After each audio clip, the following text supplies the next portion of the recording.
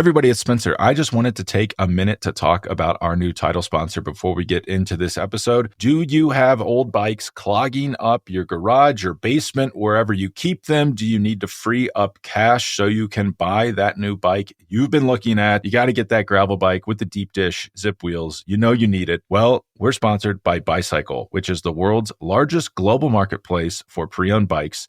That's BUYCYCLE.com. With over 20,000 pre-owned road, gravel, and mountain and triathlon bikes on the platform, Bicycle connects buyers and sellers on a global scale, making the process of buying and selling bikes safe and convenient for riders. They pride themselves on easy shipping, fast and safe payments, top-rated customer service, and a huge selection of great brands at great prices. And you're probably asking, okay, I want to sell a bike. I want to get out of my garage. I want some cash, but that's got to be a pain, right? Like, well, how am I going to ship that? Well, when you sell your bike on Bicycle, they ship a bike box directly to you, and then someone comes and picks it up, and they coordinate a time that's convenient for your schedule. So it couldn't be easier. So if this all sounds interesting, well, for a limited time only, use code BTPListen to unlock 30% off your seller protection when you sell your bike on the platform. That is BTPListen for 30% off seller protection when you sell your bike on the Bicycle platform.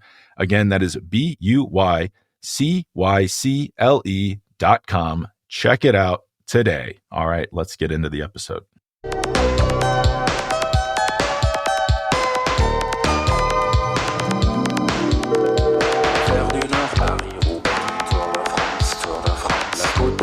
Everybody, welcome back to the Beyond the Peloton podcast. I'm Spencer Martin, author of the Beyond the Peloton newsletter. I'm here with Andrew Vontz from the Choose the Hard Way podcast at betterlab.io. We have a special Thanksgiving-themed episode.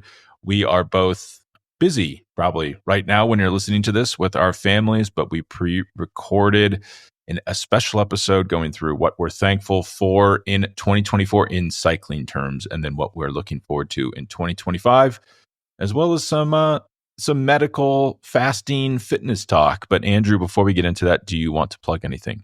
Yeah, before I talk about drinking 12 Slim Fast shakes a day, for anyone out there that's Slim Fast. Yeah, taking my Rip Fuel with ephedrine that I've been saving since it was banned in 2002. We'll talk about that in a moment. I mean, something that I'm thankful for just right off the bat is all the Beyond the Peloton listeners who have gone to the Apple App Store and downloaded the Better Lab because they want science-backed methods to help them sleep better that stick. We provide the guidance, the system that helps you make it happen and stick with it over time. And I'm also thankful, Spencer, for the Washington Post.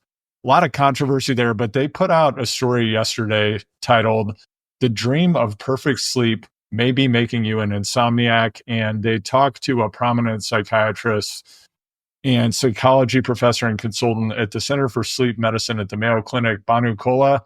And what does Banu say? Sleep trackers can put you on a slippery slope. Quote, "Paying excessive attention to sleep duration and sleep scores that various devices provide does not have any clear clinical validation. Starting to worry about these scores and various stages of sleep is likely going to lead to more anxiety and worse sleep." In fact, so that's the end of the quote. There's a medical disorder known as orthosomnia.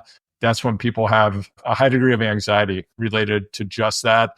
If you want to flush anxiety down the toilet related to your sleep, right now, go download the Better Lab. What works is what gets done. Control the controllables. We make it simple, fun, and repeatable to do the things that improve sleep and help you to have an awesome day and a great workout, because sleep is the ultimate amplifier of health, wellness, and performance. Let's go. Let's go. So, Andrew, before we get into anything, I just thought of something that we have not, I don't believe we've addressed on this show. This past week, the Giro d'Italia route was supposed to come out. We're hearing all this is the time of year you get all these things. Oh, so-and-so, Remco is going to do the Giro, and he's going to try to win both the Giro and the Tour. And it's like, oh, boy, I'm making noise. I'm out of the studio. I'm in weird territory here. So it's like, well, the important thing is the route. What's the route look like? Well, we don't have the Giro d'Italia route. That was supposed to come out, I think, over a week ago. Like a high school senior, they just have not turned in their assignment. This is one of the strangest things I can Oh, yeah. Okay. imagine, like Yeah. modern. But who's going to pay us the start fee and who rolled at the last moment? So we kind of have to shuffle things. Or is this like, is this like a murder mystery? Is this a suspense? Is It's this been a, stolen. yeah, it's a It was a thriller. single copy, and it's missing. It's actually, it's underneath the Lincoln Memorial in DC, and Nicolas Cage is going to go find it. He's going to find, that's like the big reveal is Nicolas Cage is going to leave his Las Vegas mansion and his personal menagerie, which he does have. Go check it out on YouTube. And he's going to reveal the route of the Giro d'Italia. That would do numbers, and it might not cost that much actually. Cage will say yes. Cage is a yes man, but they were supposed to. For those uninitiated with what we're talking about, the Giro d'Italia was supposed to start in Albania next year. Kind of makes sense because it's a neighboring. They abut the same sea. There's a lot of Albanians that have been immigrating to Italy for hundreds of years, shared culture, et cetera, et cetera. They were paid 7 million euros to do this. And then, due to reasons a little slightly unknown, one of the theories is that there was this complex situation where Italy built a bunch of immigrant housing, basically like detention centers in Albania. This is quite controversial. Italy's not the only country to do this. Australia does this as well. You pay other countries to ship your immigrants to them, and then you can process them like off your own land. And I don't know. We don't need to get into that, but that fell through like a European Union court ruling. And because of this, apparently Albania was upset with the coverage in Italian media and said, we're not going to pay you €7 million to do this. You can find your own start, finish, or grand depart, start, host. And so now they might not have one, and they're looking for one. There's like rumors of a backup plan in Sicily, but they're obviously not going to get paid the same amount from Sicily. The reason I bring it up, other than that, is kind of just strange not to have a Grand Tour route that you were supposed to have. But if they don't get that 7 million euros, like are they paying the start fee for Remco? They're definitely not getting. It's hard to imagine today is going to do that again. But I believe the idea was to harvest the 7 million euros for the foreign start and then pay Remco. I mean, they were rumors they wanted Jonas and Tadej. That's not going to happen though. But it is something to keep an eye on. Like as we get deeper into closer to Christmas, if we don't have a Giro route, like that starts to get weird pretty fast. Yeah, I mean, the only thing that's more suspenseful than this is where's Tom Pidcock going? These are the two big mysteries as we head into the holiday period here in the United States and start thinking about and most people like in the stores, well, this is what they're talking about.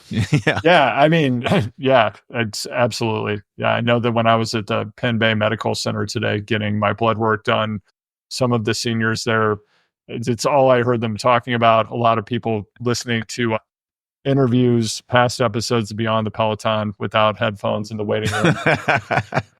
I don't condone that. Even if it's Beyond the Peloton, put some headphones in, people. I mean, it's coming at us from both sides. It's young people and old people doing this. But on that, like setting Pidcock aside for a second, I saw like Daniel Benson had a list of like, John Allard's to-do list for 2025 at Ineos. And one of them was hire Geraint Thomas as like a GM, basically, like a front office executive. Is that, with all due respect to the idea, is that a good idea? I don't know if that is like generally the path. Like you don't see many guys who are stars, tour winners, stop racing and then like jump into an upper management role. That's usually people that were, mediocre to not even like not so good cyclists that make that transition that well. Because if you're as good as Geraint Thomas, it might be kind of like you might have a hard time really caring that much about the nitty gritty of the team to do that. Spencer, I know you're a bit of a political historian. Was it John McCain who had the Straight Talk Express? I believe so. I don't think I remember the McCain campaign as well as I should. Yeah, come on.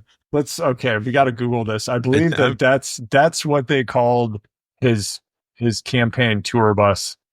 Straight Talk Express. Yeah. It's shocking he didn't win that. Yeah. Wait, but that was... Yeah, McCain's promise aboard the Straight Talk Express. with John McCain and a whole bunch of actual reporters thinking about hope. Oh, wow. This is David Foster Wallace was actually on the McCain Straight Talk Express. Unbelievable. And it was the 2000 presidential election, 2000 primary. Yeah, this is about the 2000 primary. I had no idea that David Foster Wallace, rest in power, of ever honored memory. I didn't know that he was on this campaign bus. I'm going to have to pick this up today, probably. Anyhow, that's what I think about when I think about Geraint Thomas. I think this man is the Straight Talk Express. He provides lively and incisive commentary and often says things that he should not, and says them publicly and disparages his employer. I can't imagine that being effective in high-level management role at Ineos, where you've got Sir Dave, perhaps like out with his polo horses or with some of his cycleurs in the pontoons of the Ineos catamaran. You know, I just imagine the spit takes that are happening when he hears some of the things that Geraint is saying. He doesn't even remember him. Who? What? Yeah. Now, what team is this? What do they do? They're on bikes. That doesn't ring a bell. Yeah. Another rumor. I'm doing so many shows. I can't remember what I've said on here. Did we talk about this rumor that Mark Cavendish is coming into Ineos as some sort of upper management role? I heard he was coming in as a t-shirt length consultant to make sure everyone had a Bieber-esque t-shirt that went to at least mid-thigh. It's funny, when you first said that, I was thinking, what? Like, he wears really long, ill-fitting shirts. Why would they bring him in as a t-shirt consultant? Yeah. But no, you're right. This is the look. But no, like, stars like that should not be. You know what Geraint Thomas is really good at?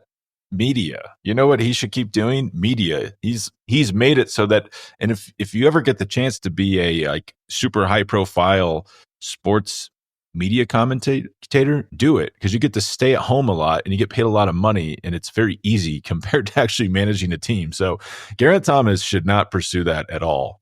Just retire and podcast from your bed in Monaco. I think that maybe he takes all of his What's Occurring bucks. I believe they have a live event coming up as well. I mean, they even have a bespoke theme song, I believe. I'm wondering if they take those funds. There are the rumors now that Elon Musk may be buying MSNBC. What if Geraint Thomas purchases it and turns it into 24-hour cycling news? I had not heard these rumors, and I'm reeling right now. Do you know what MSNBC stands for? Tell me. Microsoft NBC. It was this idea that NBC needed a more dynamic network that wasn't your grandmother's NBC. And they based it, I think, like famously across the river in New Jersey. And I don't know why Microsoft was involved, but they like partnered with Microsoft because they were the cutting edge internet company. So it was like NBC, but on the internet. I think if we look back at the history of this had to be in response to the AOL Time Warner merger. And what I'm thinking now, if things take off for Beyond the Peloton the way we anticipate they will in the next 6 to 10 months, potentially we do a GeoCities acquisition and potentially Friendster as well. So what about, remember Foursquare?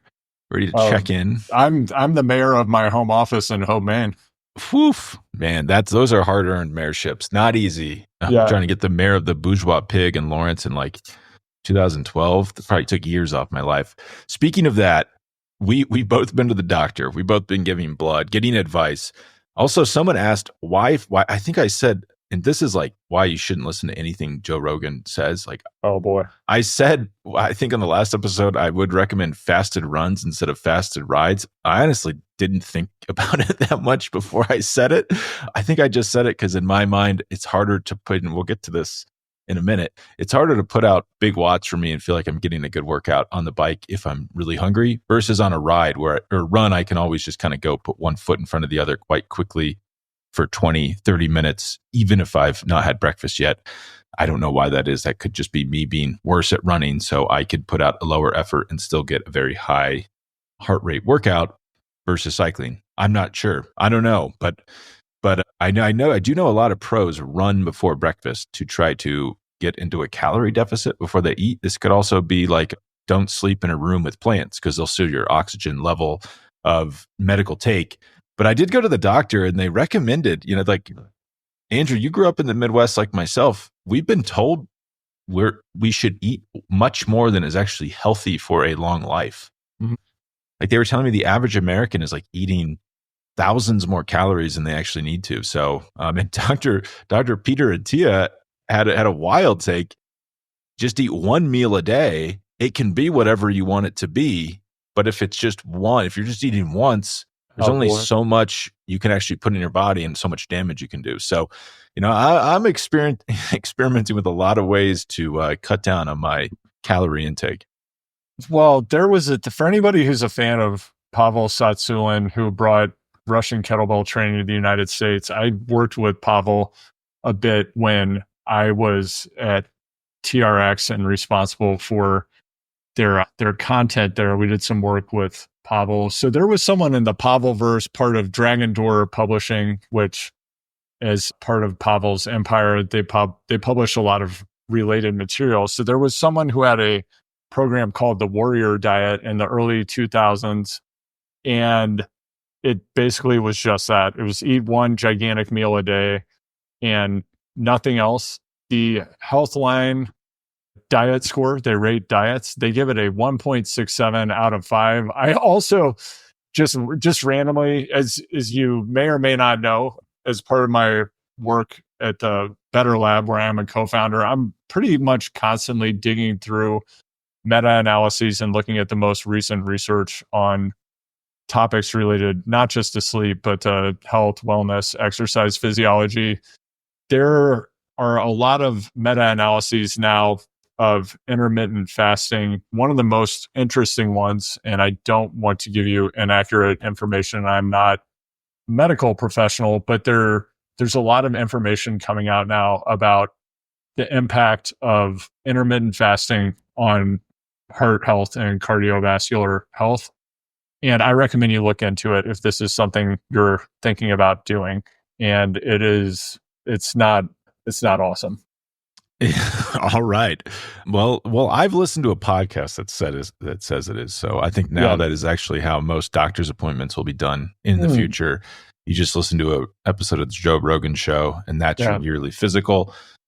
You experimented with extreme fasting earlier today. Is this true? And then did a VO2 max workout? Yeah, that's correct. Is anyone who's had blood work done, if you're, for whatever reason, typically you have to fast. And my day just worked out in such a way that by the time I had gotten my blood work and some ancillary tests even that we're not going to get into here on this podcast, I got home and then I went straight into doing more work. And then when I had a break in the day during which I could exercise for about an hour, as everyone knows, the Tucson Shootout, it's not just a name of a group ride that attracts world-class talent. It's something that's happening among some of the foremost content creators and thinkers, strategic thinkers in the cycling space. That's myself, Spencer, Jonathan Kaplan. Ben Davis is rumored to be making an appearance. And so I've been focused on strength training. I'm starting to ramp up my bike training again. So of course, today is the day that I do some VO2 max work, specifically doing 40 seconds at or above my VO2 max range, 20 seconds off. The target was to do that 30 times in less than an hour. So a couple of breaks in there between sets to get up to 30 total. And I can tell you, Spencer, that having fasted, I don't know, it was probably like a 14-hour fast by the time I broke it with some food. And then I ended up training maybe 90 minutes later. It didn't feel great. It did. And I don't think that this was just a placebo effect or my perception of what was happening in my body. I really was not reaching those targets. Yeah. It was challenging. I'm not convinced that fast rides are good at all for you. You're just not hitting numbers. I mean, a few weeks ago, I woke up, did a little bit of work, went on a run, did a podcast with you, went out and I'm not, this is like 1 p.m. for whatever reason. I'm just like staying at a hotel in London. I'm out of my routine. I haven't eaten yet. I run into a few local blokes. We go out for a few pints. And I thought like, okay, we might have a beer. We'll get lunch. This is going to be great. No, that's not how they do things over there. We had roughly 1 million beers. No food was discussed. I didn't want to be the weak one who brought up the food. I felt like I was on ketamine. I don't think I broke my fast until about 7 p.m. that day. But it's a wild ride. I don't know how people are out there fasting all the time. But yeah, sorry, Spencer, I actually found the study. So I just sent this to you right now. So this is from the American Heart Association Epidemiology and Prevention, Lifestyle, and Cardiometabolic Health Scientific Session 2024. And the headline here is 8-hour time-restricted eating linked to a 91% higher risk of cardiovascular death. And this was a study of 20,000 adults. So this is a large-scale adult with a very large sample size. There are a lot of, as always, there's a lot of conflicting information if you look across different studies. So it'll be interesting to see if over time we see a meta-analysis of related studies have the same result. I would say that is a large sample size and it is from a very high authority source. Well, that's important. I'm still countering with I think the Rogan verse can sort this out. I don't think Facebook and Rogan, I think. Yeah, totally. Joe Rogan, all natural. Like he's not doing anything unusual to have that disease, I don't think. There's probably the most famous health podcaster in the world. He's on tons of steroids. You're like, does he talk about that? I don't listen to the podcast. Or is that just like, no, you should never have alcohol, but then do tons of steroids because that's good for you. But Andrew, it's the holiday season. Get down to business. It's the holiday season, Spencer. Happy holidays.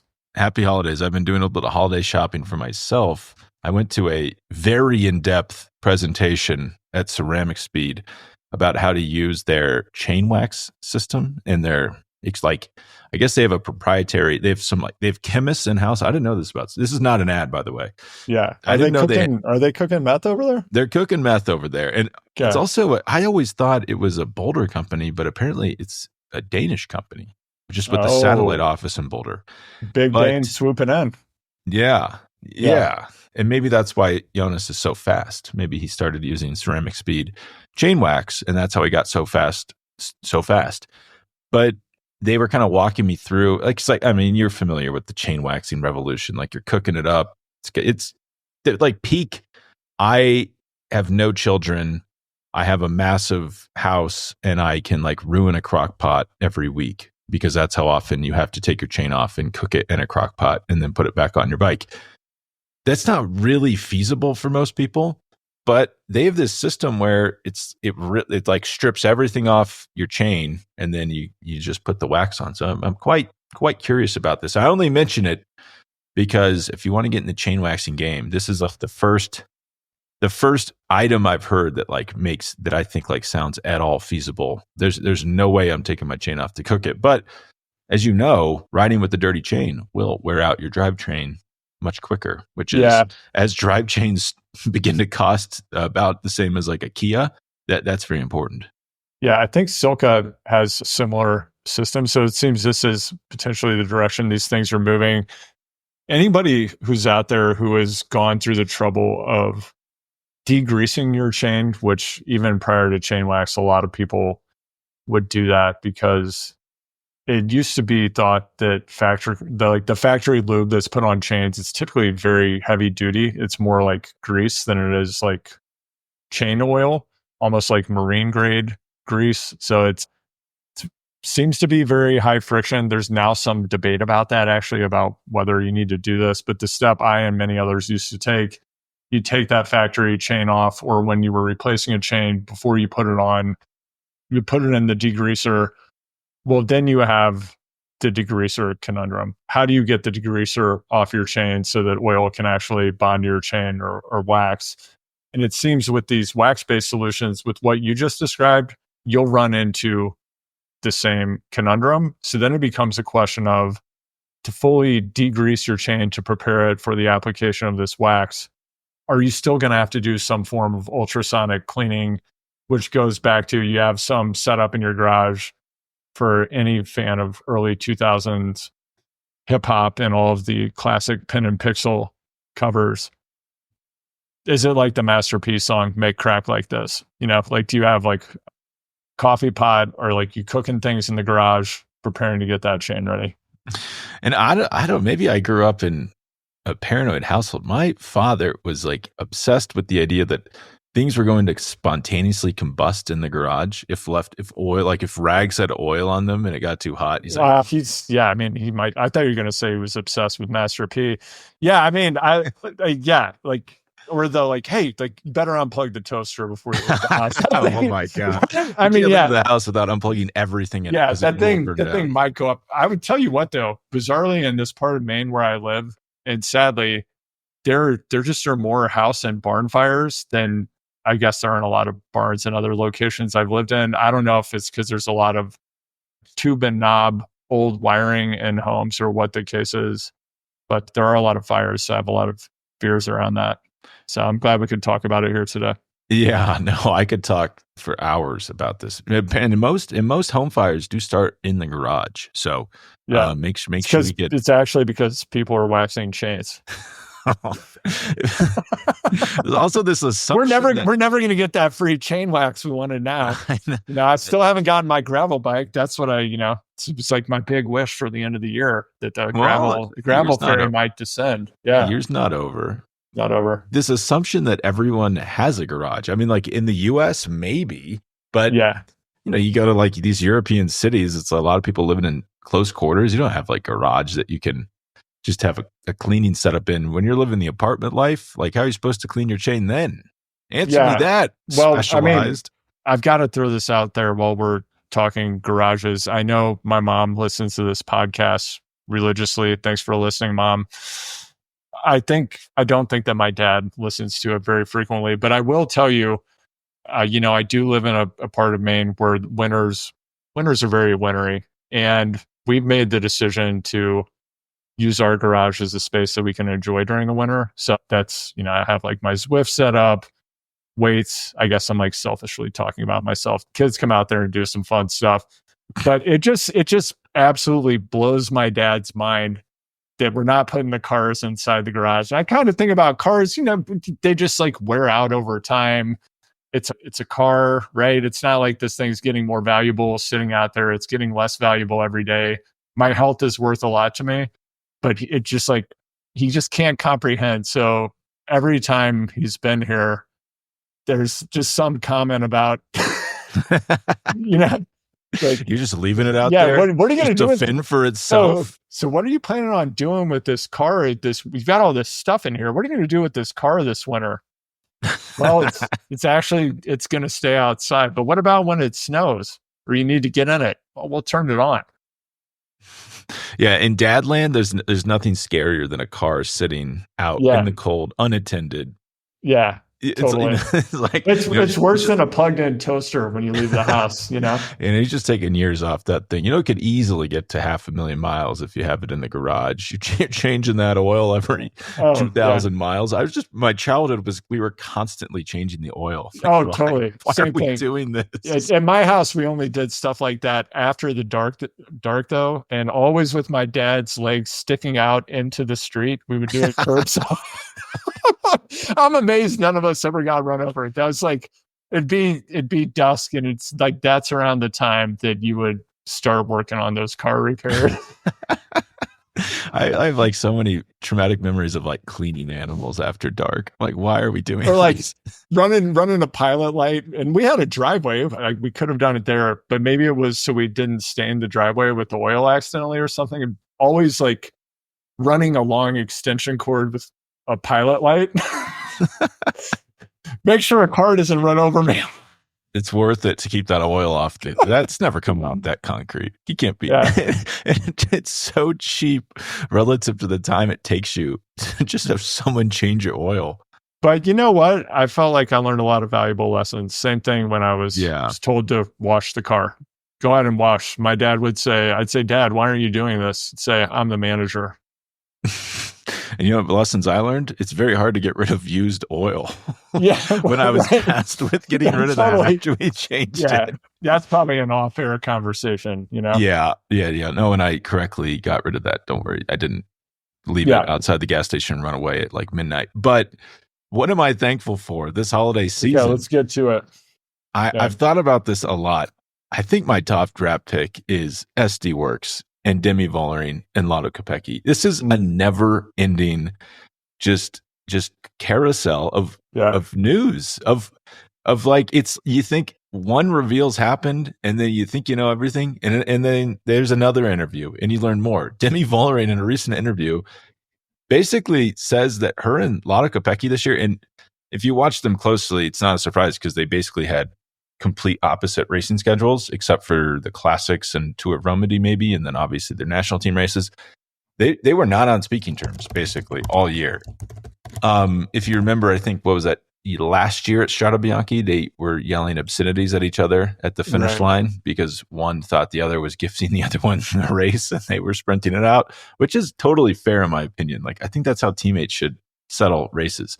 Call me old fashioned, but really, like, they, after that happened, they're like, no, that was just a misunderstanding. Like, things are good. This is like good vibes within the team.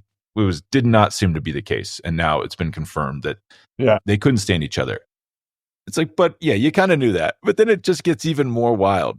Demi Vollering says she's just like minding her own business this season.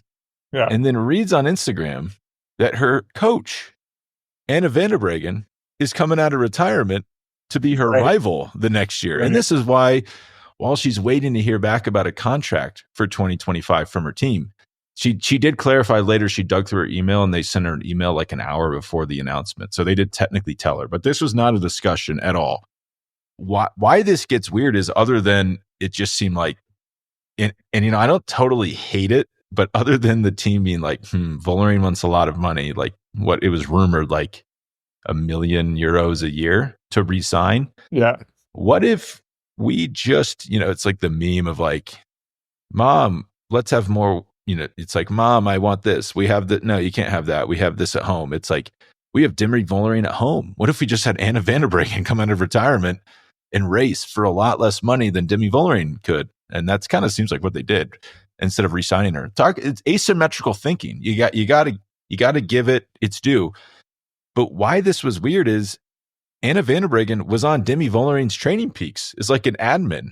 So she's now her rival, and then also writing her training plans and seeing all their training and performance. And then Vollering said she had to go in and like delete Anna van der Breggen from her training peaks account to like remove that transparency. So you definitely would feel a little aggrieved. Like, it'd be like if Pogacar's coach was like, was Remco Evenepoel, and then was like, psych, I'm racing next year and I have access to 3 years of your training and all of your numbers. I would feel a little weird about that if I was Demi Vollering.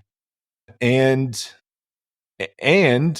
then I think you commented on this a few days ago, privately, not on this show, that you kind of sussed out that there was a weird situation where they basically didn't inform Vollering. They weren't going to, instead of like offering her a contract, they just released a statement saying she wasn't returning to the team, but they hadn't told her that yet. Well, and then they criticized the negotiation tactics of her agent. Yeah. So they made it look like they gave themselves plausible deniability for firing her, more or less. Yeah. I mean, what do you think those tactics were? They probably just asked for a lot of money, right?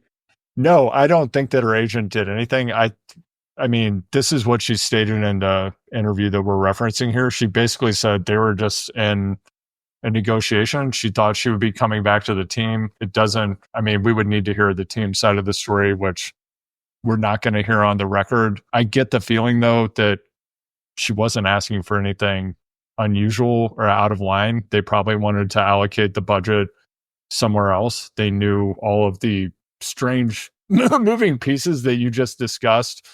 So rather than politely telling her, we don't think that this is going to work out and you should find another team, they just went and trashed her in the media to make it look like it was her fault. Which that never happens, right? Yeah, no, I've never seen that happen, especially a Belgian team doing that. No, no way. They do get criticized quite a bit. Like I've heard them described as like the world's best amateur team, which is like it's not. It's an acquired taste of management, but what's really fun about this is we'll get to see like did they make the right decision? Right. I think there's a non-zero chance 2025 rolls around. Right. And in the awkward thing about the Vollering situation is she signed the big Nike deal, clearly trying to make the jump into like superstardom. Yeah. The problem is she's not won. I'm trying to think how to phrase this. I crunched the numbers on this. She's not won a top race against the top competition since the 2023 Tour de France, I believe. Right. She didn't win any of the big classics this year. She won some races, like she won Romandy overall, but she lost she won the Queen stage at Romandy, lost the overall to Kopecky, and there was a hard climb, like 9K long at 9% average. So there's no guarantee that she goes into 2025 and is some dominant world-beating cyclist. And I thought actually the fact that she was basically a non-factor in the classics, did crash at the Tour, but that does happen. Like you can't just like write off losses because you crashed. Underperforms at the Olympics, and then I guess underperforms at the World Championships. Just if the standard is winning, not winning is underperforming. But it's actually not clear to me that SD Works should have re-signed her. If she was asking for, a bank-breaking amount of money, I am quite curious to see. Like Kopecky's kind of quietly turned into a GC contender. I'm curious to see how this plays out next year. Yeah, we'll see. Another detail that emerged in this interview is that Vollering broke her tailbone in the wreck at the Tour, still finished the race. We know that these athletes are tough, but think about that. If you broke your tailbone, are you going to be out there at the bus stop ride tomorrow? No. And she didn't lose that much time, actually.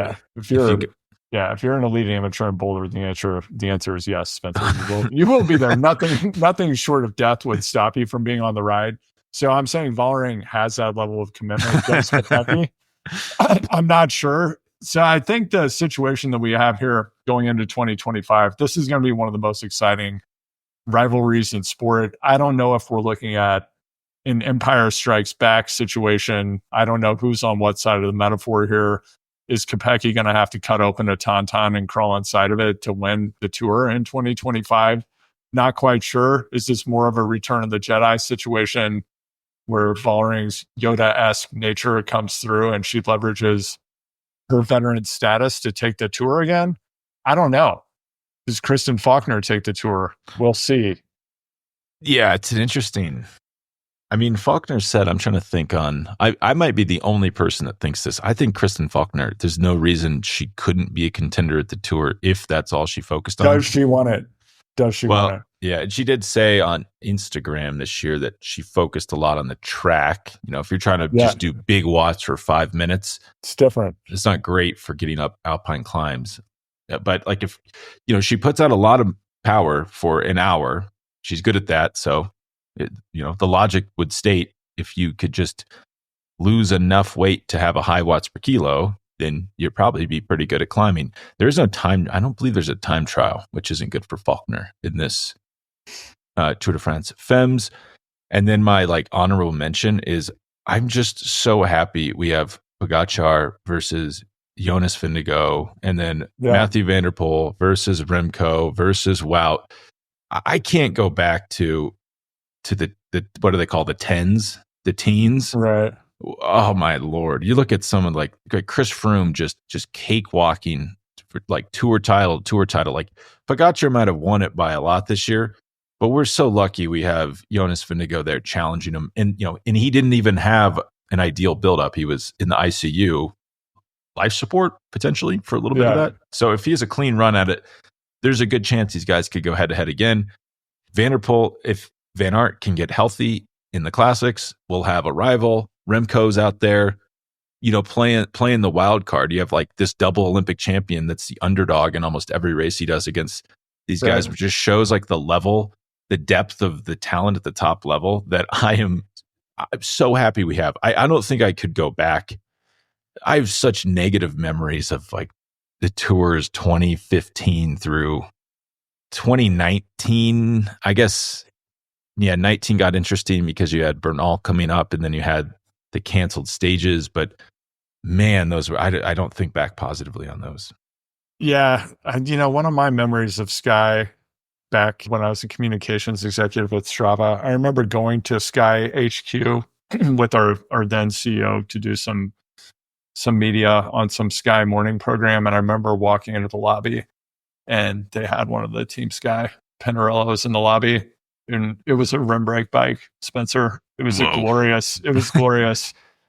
It was a glorious thing to see. And I, of course, can't find this now, but there's a quote from someone at ASO this week saying basically, thank God the Sky era is over. It was like the most boring era of the tour ever. And while I was trying to find that article and the correct person to attribute that quote to, which I did not find, I found this article from the outlet then known as Velo News. I believe this is 2017. TDF Roundtable. Does Sky's dominance warrant a rule change? Chris Froome and Team Sky dominated this year's Tour de France. Do we need to change the rules for them? Is the tour too predictable? I mean, gosh, like it doesn't matter what era you're in. There's always, people are already tired of Pog. Don't get tired of what would the rule changes? I love those takes. I gotta say what you will about Sky and Chris Froome. I've stated before, I have deep admiration for Chris Froome. He is a winner. He's a legend. He's a killer. The image that will always stick in my mind, maybe we'll see something this great in 2025. I doubt we will. It was the stage when Froome got off of his bike and started running to another bike slightly up the road on, I don't remember which climb that was on. I think one of the tour motorcycles stalled out in front of him and he just got off his bike and started running in the yellow jersey and bike shoes. Yeah. I don't think he was running to another bike. I think he just started running, but then they did hand him a neutral support bike, I think. Yeah. But which is illegal. You can't cover any distance not on your bike. Like and what's the plan? You're just going to cross the finish line on feet? I don't know. I'm here. But that's that guy's mentality. Move forward. Yeah, just keep moving. That is true. Does he have a TED Talk yet? That's one of my critiques about Froome. You can say a lot of things about Froome. You can't say that he's not a winner. Doesn't have a winning mentality. The guy knows how to win. But my critique with Froome is, you would say his background objectively very interesting. Just everything about him on paper is so interesting. He doesn't really seem, he doesn't pop when if he was doing a TED Talk, you know what I mean? Yeah. Even Geraint Thomas is very low, talks kind of like this, but he has some sort of charisma to him. You're just can't wait to hear what the guy says next. And I just never have that with Froome. I don't know if he would make a good TED Talk. Yeah. He's seemingly a soft-spoken person. He's someone he definitely lets his actions, taking his massive salary and not winning, speak louder than his words. I mean, obviously I'm partial to him because on his own YouTube channel, he put out a video about how rim brakes are superior than to disc brakes, right? I mean, didn't he buy Factor and he was like, this is going to be a rim brake bike company. Next thing. He's a rim brake truther. Let's just, another thing in the asset column, in my view. All right. So we're talking 2025. What are we thankful for? What's coming down the pipe? We'll talk about this more. When I was reflecting on this, I feel like Ben Healy's going to do something massive and unexpected in 2025. We haven't talked about Ben Healy a lot the past couple of months. I feel like his number is going to come up. And, you might say Ben Healy's kind of big talent, shades of Taco Vanderhorn, Victor Kampenorts, of course, two riders that I love. But if you think about his execution of EF's dominant strategy that has secured their wins, which is ride off the front of a group, get a gap, and then when you get caught, just keep riding off the front in plain sight over and over. He is, he's probably the best we've ever seen on that team at executing the strategy. And he had some rides this year that I think we're going to be seeing turn into even bigger rides in 2025. For some reason, I'm getting this feeling. Maybe it's because I'm watching the Guru Jagat documentary about Kundalini yoga on Max right now. You should watch it if you haven't. It's interesting. But are we going to see Ben Healy eclipse Tom Pidcock on the road in 2025? Is he the British star that's going to eclipse the star that seems bigger and brighter that has risen before him? Well, one issue with that, he's technically not British. All right. He races not at all. Okay, like I've committed a huge error here. Maybe I'm actually a little worried about our leaving the studio, our heavily guarded studio. Yeah. Things could get dicey for us. I made a pretty significant error of nationality error. Apologize. Just to back up, he did grow up. It's confusing because he grew up in the UK. So is he British? Maybe, but is he already better than Tom Pidcock would be my question. But let's go back in the time machine a little bit. Stage 8, 2023, Giro d'Italia. Do you want to guess Ben Healy won the stage? How far out did he attack to win that stage solo? I'm going to say 110 kilometers. That would be something. It was a 207 kilometer stage. That half of it off the front would be impressive. 50 kilometers. That is a long freaking attack. And he finishes 2 minutes ahead of Derek G and Filippo Zana. Like, those guys are trucks. No. That's impressive. Like, that is world-class engine right there. He kind of has a funny racing style where he'll do moves and he like almost always has the potential to win like he did. It's a high variance racing style where he's either going to win 50K out or you won't remember him at all. But like Olympic Games 2024 road race, I mean, we all remember Remco Evenepoel winning. No one remembers who was off the front before Remco. Ben Healy. Right. Which it looks reckless. He finished 10th, by the way, which he also is very good at.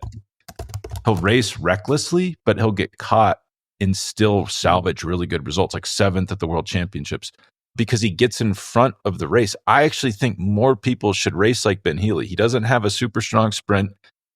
There's almost no point in him like conserving stuff and going to the line with people. He gets out in front of the race.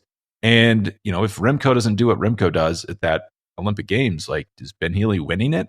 Yeah. It's a very high variance. He's either going to win or you'll be like, oh, he attacked way too early. But he's always kind of he's thrown his hat in the ring and he could always score a big result. He's like a gold miner. He's just like panning for gold constantly. And he's never like more than, he's like one day away from hitting that big jackpot. I think Ben Healy is actually how more people should race that way. Like, have a real conversation with themselves. Like, am I going to follow Remco? No, I won't. I need to get in front of Remco. Can I beat Matthew Van Der Poel in a sprint? Wout van Aert in a sprint? No, I can't. I need to be in front of them. I actually think I do think Healy's going to have a good year. Does he need to change teams? Would be the next question. That's a good question. Yeah. He's very technically obsessed, adept. Right. Is EF, and I don't know this for a fact. They have those very nice Cannondales, but I thought Alex Howes had a really good point. He said one year they had Cannondales that were like the fastest frames in the market, and they had Mavic wheels that were the fastest wheels in the market. Right. But together they weren't fast at all. Just the way interesting. They integrated made them really slow. And so a lot of teams will go out and buy wheels. They won't have a wheel sponsor. They'll buy wheels that are fast with their frames, but EF doesn't do that. Well, they ride on Vision wheels now. I have no idea if they're optimized. I mean, the first thing I think is we see Ben Healy go to Astana with performance engineer Alex Dowsett. They've got the money, they got the numbers. Stranger things have happened. I don't know. Like, I know we've been talking about the TV series industry quite a bit offline. Healy's racing style, and I'm thinking about Carapaz on stage 17 at the Tour 24, which he won, which I kind of see as the climbing equivalent of what we see Ben doing on more rolling courses, right? And I kind of feel like it's like the episode where Rishi has lost all of his money betting on horses, goes into the I did casino. not like that episode. It seemed very strange to me. It doesn't really fit with the rest of the show. I mean, I get the point that they were trying to make. It was just like kind of a bizarre vignette on Rishi. It seemed like a bit of a stunt, but he, of course, loses everything, gets beaten up. Or no, he wins big at the casino, goes out, quote unquote, celebrates, gets assaulted, goes back into the casino, loses it all, right? But he's someone he's like always willing to roll the dice. No risk, no champagne, as Alexander Vinokurov once said. Yeah, the episode is effective in showing you, like, in the addict's mindset. With the addict's mindset, there's no winning because you can never walk away.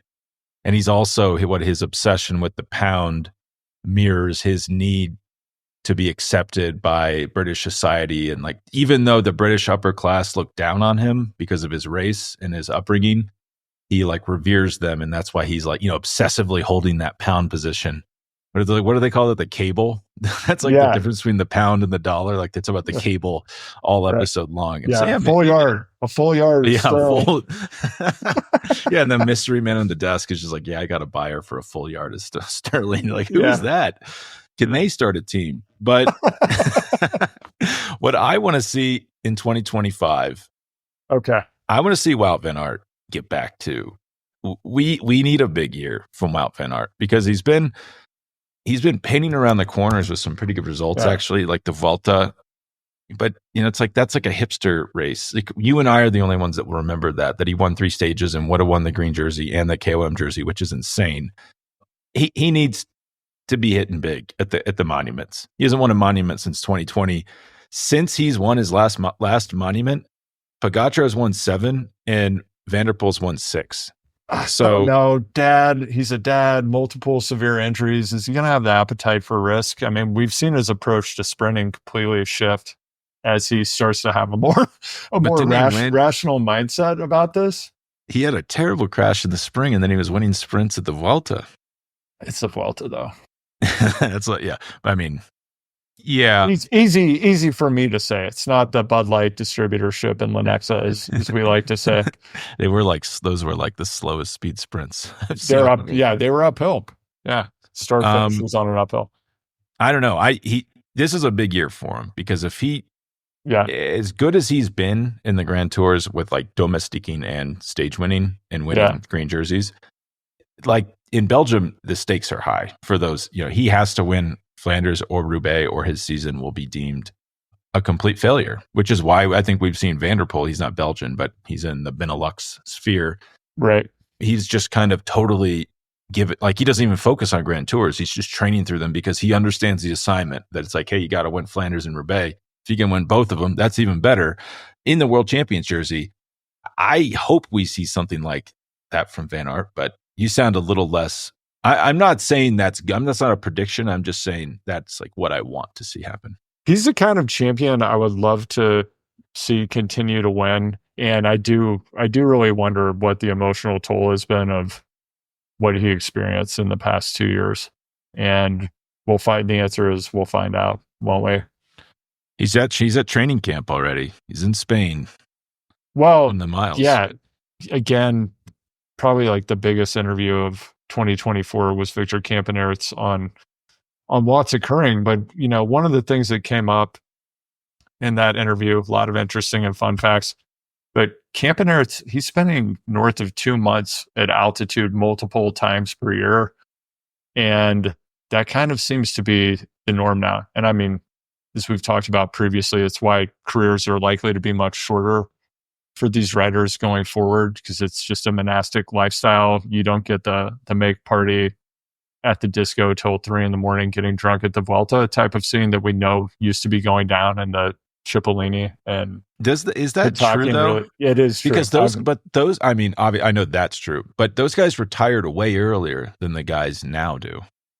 Was like the discotheque actually shortening your career? They make party. Because like Tom Boonen fell off much earlier than like a modern rider would. He might have made party a little more than others. It's almost like being on coke and staying up all night at a nightclub is bad for your athletic longevity.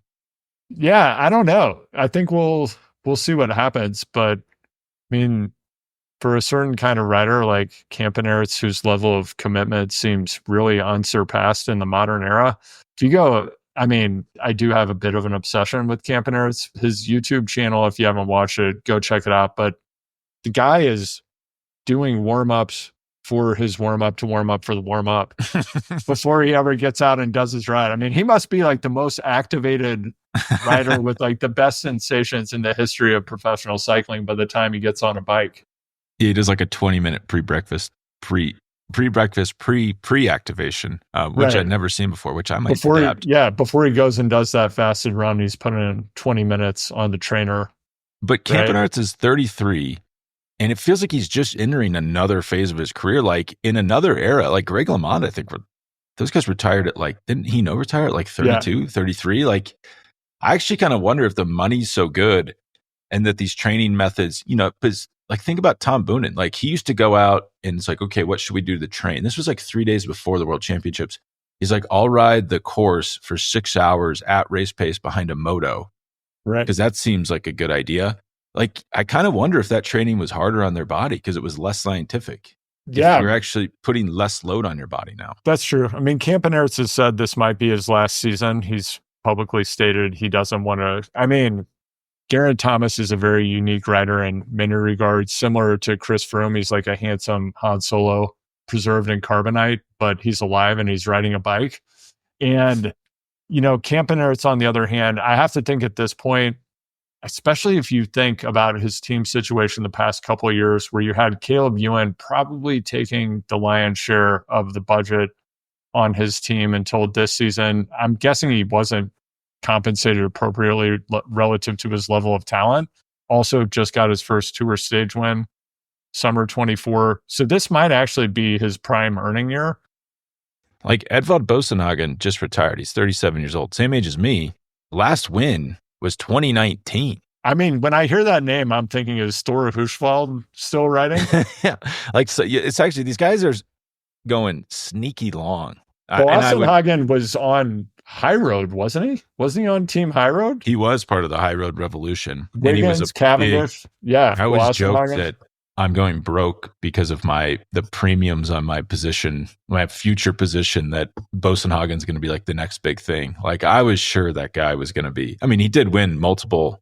How many tours? He won 3 tour stages. It's like not nothing, but I thought he was going to be like the Peter Sagan. But interesting thing I heard about Bosenhagen is, last win comes in 2019.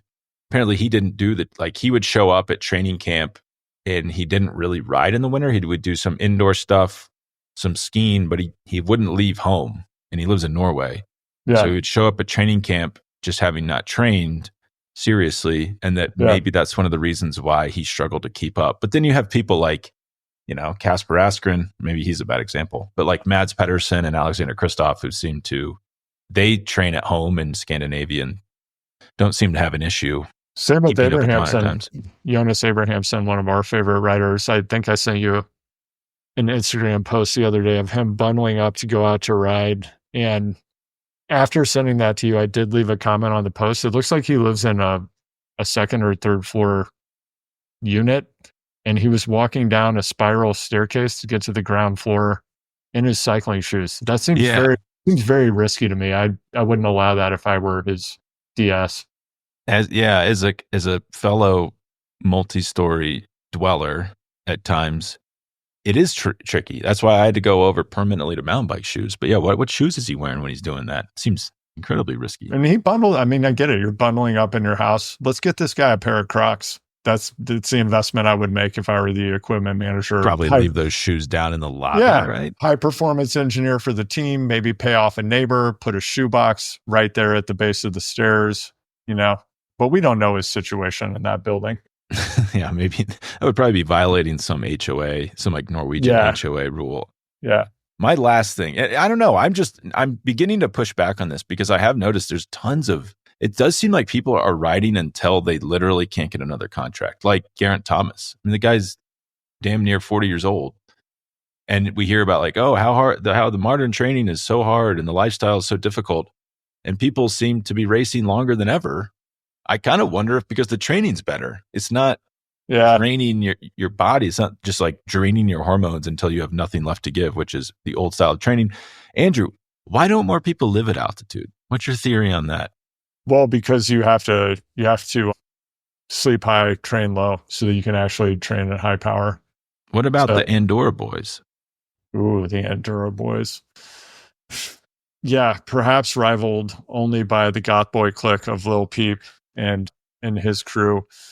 In infamy, I don't know. Like the Andorra boys seem to be having a lot of fun. That seems like a nice lifestyle. It also looks quite cold though. They're always rolling out for a ride when it's probably similar. It's like similar altitude and latitude to where I am, and it's pretty cold here. I mean, it's not as cold as the Alp. Like the Pyrenees are a southern. I'll tell you what though. But based on seeing videos from Patrick, Harry Sweeney, and related, it seems like they do a top-notch job of keeping the roads cleared. So no matter what kind of atmospheric conditions they have, the roads always seem rideable, which is not the case in many parts of America, including where I live. Like even if it were sunny and 15 or 20 degrees Fahrenheit, I personally don't want to go ride in those conditions. But there's going to be some ice on the ground. There's going to be sand. In Andorra, it seems like they're out there with people are out there with like dustbusters getting every last speck out. I did talk to someone too that was training up there, and they said it was snowing, and they just because you're not far from like Girona or like lowland Spain. You know, you're like a 90-minute drive away. So if you have to, you could drive down. Or if you're Nino Schurter, who I know doesn't live there, but like you just hop in your helicopter. I don't know if you saw, he's become a helicopter pilot now, taking up one of the most dangerous things you can possibly do as a human. Jeez. Yeah. Wow. Yeah, the mountain biking just wasn't enough. I mean, and the Alps are very cold, so it would be hard to live full time there if you want to get a lot of riding in. My last thing I want to see in 2025. Okay. I want to see one of these Americans break out. And I know like Matteo Jorgensen won Pyrenees, like you could argue that's breaking out. Sepp Kuss won the Vuelta the year before. But I want to see Matteo like contend for a Grand Tour overall title. I want to see all of these guys like get over it just seems like there's so many roadblocks for them. Like Quinn Simmons had a good end of the year, but was just, struggling. It's not his fault. It's just the way it was. Or like same thing with Nielsen Palace, like incredible engine. And then it just seems like it's been hard for him to turn that corner. Like I would love to see things just click into place for that entire generation, which I think is like one of the most talented generation of US riders we've seen in a long time. That would be fantastic. I'd enjoy that. And what were we talking about? Nielsen Palace needing to switch teams. That might not. I mean, I guess there is something to be said for that weird thing. I can't get over. Like, do you remember the stage of the tour where they had Palace and someone else up the road? I think it was like Palace, Carapaz, and they called them back. And you're like, and then Jonas Abrahamsson was left up there, and then put a hell of a day in by himself. And you're like, why would you? I guess they're just all in for Healy in that situation, I think. And this is like a waste of energy. Come on back. But yeah, it just felt like he was there as like a prop for Ben Healy and Richard Carapaz, which the Carapaz investment clearly worked out. But I want to see him in more of a leadership role. If we can get that done, EF, that'd be great. Yeah, that would be great. We can save more of my takes for later. And something I've been thinking about though, it's related to cyclocross. I don't know if at this time of year, it feels like this is kind of, I think in a lot of households, one of the most contentious things you could talk about is probably the political situation. Right? I think I say cyclocross. The second, among some groups of friends, cyclocross is actually more contentious. And I tend to field a lot of questions this time of year from some people I'm close with who are very starved of watching competitive cycling. They maybe gotten tired of watching old race footage, and they tune into a cycle. Maybe they tune into Exact Cross. Maybe it's a World Cup on a Saturday morning. God forbid they tune into a USAC race that's shot with a VHS camera on a tripod. And then I get the text about like, I just don't get this thing. Matt McKenna, Brian Andre, I'm talking to you. And you know what? Like, I was thinking about this. Cyclocross, incredibly exciting to watch when you've got any of the Galacticos out there.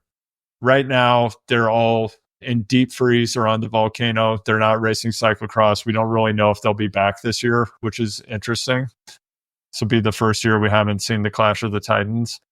The thing that I've thought recently, and there are always people trying to disrupt professional cycling and come up with a new model. Cyclocross takes place on a relatively compact course over a short period of time. For me, I found it to be one of the most fun and also horribly painful disciplines to race. I just really enjoyed it. Can't really do it anymore due to knee and heart issues, and it's not really what I'm tilting after. It's not the windmill I'm tilting after in this phase of my life. Would it be more interesting if they removed running from cyclocross and just put them on a course where they could ride the whole time? I mean, you could still have sand, but like, do we really need staircases in these races? I think this is a legitimate question. Isn't that just short track mountain bike racing though? I think that you could mandate that they have to ride on cyclocross bikes. And I think that there are things you can do with the course to make it advantageous to be on a cyclocross bike. And I think it would be even more exciting. I think there's something off-putting to the average person about why are they carrying the bike? That's true. Why are they carrying the bike? The bike is something that gets you around a little bit faster than running or walking. So they're getting off the bike and running with it. What's going on?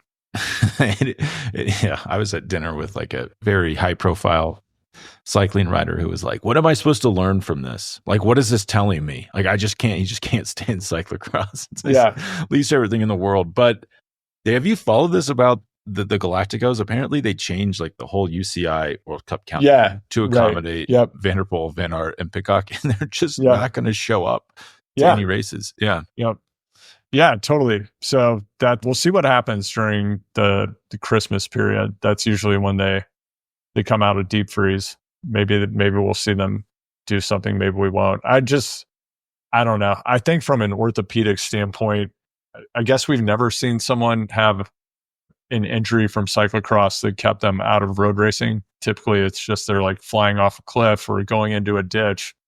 But I watch those guys running, and I think, if those are $5-6 million knees, I'm not sure I would be out there running in, post holing and like mid calf deep mud with my $6 million knees. The whole thing seems a little strange. Like, and you hear about like how monastic the lifestyle is. There's no time for rest. And it's like, well, I could come up with 3 months of racing that you're doing that I could easily cut out of your schedule. I don't know. But that's something I'd love to hear from some of the rabid Beyond the Peloton listeners about this take. Do we remove the things that get you off the bike in cyclocross? I know people that are out. I know, because people are thinking about the Valmont stairs right now. Yeah. Right? There are 2 staircases out there. Right. They've invested heavily in the running portion. This would be bad for Valmont. Yeah. Automatic DQ if you get off the bike. Leave the stairs in. Yeah. That'd be more interesting. Yeah. Well, thank you, Andrew. We'll let you go. Have a great Thanksgiving. We will be back next week with a regular episode.